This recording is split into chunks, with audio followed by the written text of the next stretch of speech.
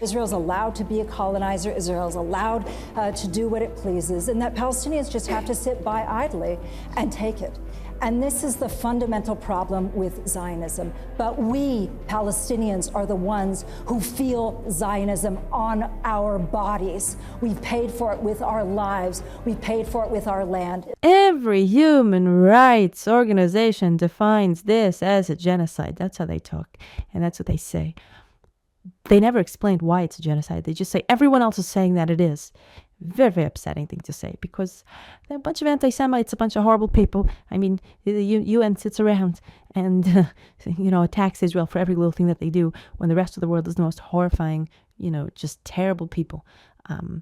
There's no rights in any of these countries for women. There's no rights in half of these countries for, for minorities or for anybody who's not towing the line of Islamic fundamentalism. And yet the Jewish people are called, apartheid, the state of Israel. And it's just so outrageous and so silly. And you see how the arguments go, where no clear points are ever being made on the other side. It's just, didn't you see that these people said it, or those people said it? What did they say? Well, they said the same thing as the third people and the fourth people and the fifth people. And, it's so important to watch this happen. Look at how this unfolds.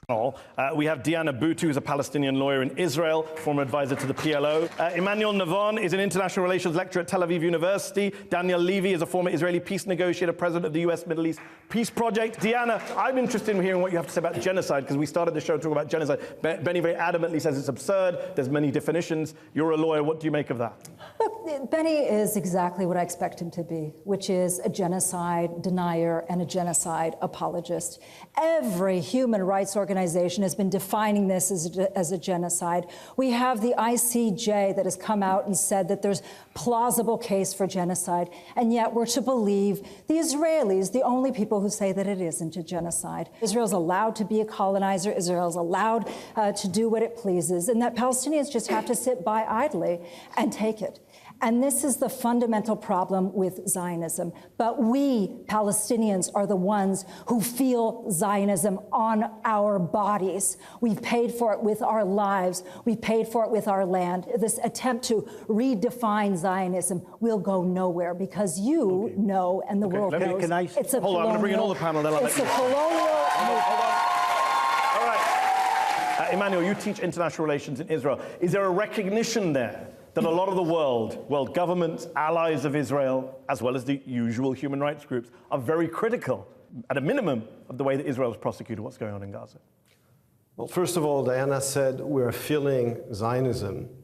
You're right, you're feeling it, because the only place in the Middle East where Arabs are free is Israel.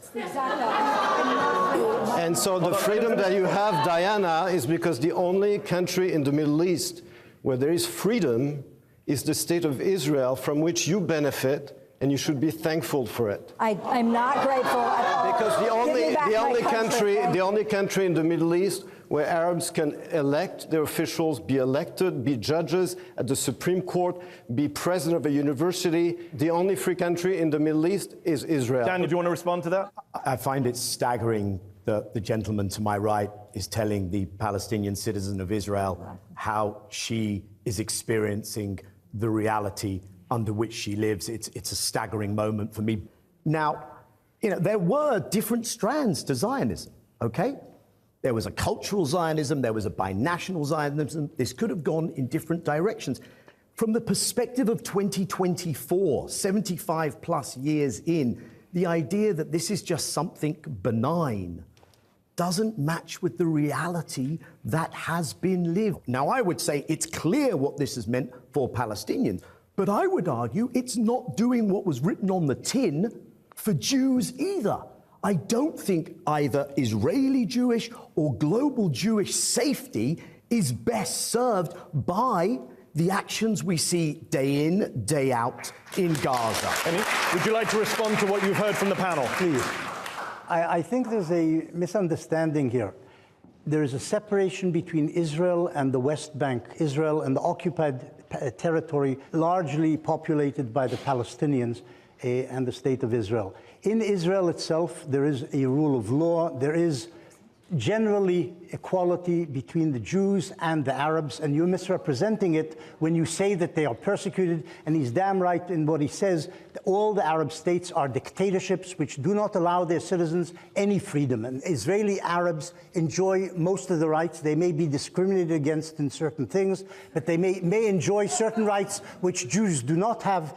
For instance, not serving 3 years, wasting 3 years in the army, for example. Israeli Arabs don't do that. We don't want to do no, war crimes, no, yes. it's fine. Yes, I'm pretty sure. I'm pretty sure most Palestinians are Yeah. desperate to serve in the Israeli military right now. I'm sure, I'm sure Thank you're right. you for relieving us from One should some be do. in pre-1967 Zionism in Israel. It was not a colonial enterprise. In the West Bank, there is a colonizing and colonial framework, which is even apartheid-like in its actual workings. But in pre-1967 Israel, that was not the case. And for the first 100 years or so of Zionism, it wasn't a colonial venture. It wasn't a venture of an extension Benny. of an imperial. Let me just define colonialism, since you're so busy defining genocide. Imperialism and colonialism were matched together, in which an empire sent its children to dominate and take over a third world country and exploit its riches not and South its Africa. people. This is My not what father didn't Israel lose did his land. until 1967. Emmanuel, do you agree with Benny that there is a colonial aspect and apartheid-like aspect to the occupied West Bank? No. Zionism is a national liberation movement that freed its land from Arab Muslim colonialism. How do you think Islam expanded itself from the Arab Peninsula to Indonesia, from Indonesia to Morocco? Not from the Holy Spirit. This was conquest and colonialism. This is exactly the problem, is that he's a racist. He espouses these racist views. That's the problem with Israel. Israel is a society, a country that is based on this idea of Jewish supremacy, and anything that they do or say goes, which means, therefore, that as a Palestinian who lives in that country, who is not enjoying any benefits of so-called democracy, that they get to espouse and tell me how I feel. They get to make statements like we are a fifth column, and they actually treat Palestinians as though they are a fifth column. It's very important, Mehdi, for people to understand that Israel came to us.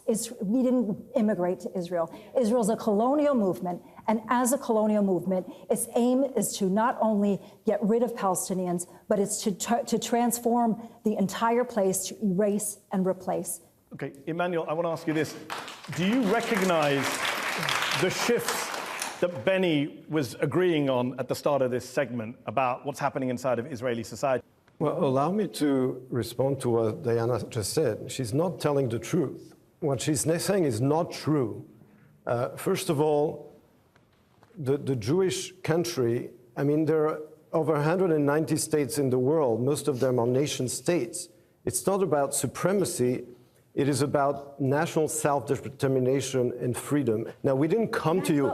This is our land. No, it's not. This is a Jewish land. The way that the state was created was our through land. the And ethnic first of all, when you cleansing take, we came to you, Palestinians, it's not. I did not including interrupt my you. family. Diana, let him finish his point, Diana. Okay. First of all, when you say we've been there for hundreds of years, the word Palestine, it's an invention of British colonialism. It was invented in 1920. It did not exist under the Ottoman Empire. Again, not so the denier. when this story starts, it's a colonial invention. So when you say Palestine, and you can't even pronounce it in Arabic because there's no P in Arabic, that's why we say Philistine, right? There's no J in Hebrew. We did not conquer. All right, Emmanuel. They interrupt, they bully, they make no clear points, they don't listen. And at some point, truth has to prevail. At some point, the people in the world who have a conscience, that are actually listening to content and substance, will see that there just is common sense, ethics, decency on one side, and wickedness and evil and just every negative trait on the other side. This video is the best example of that I've seen in a while.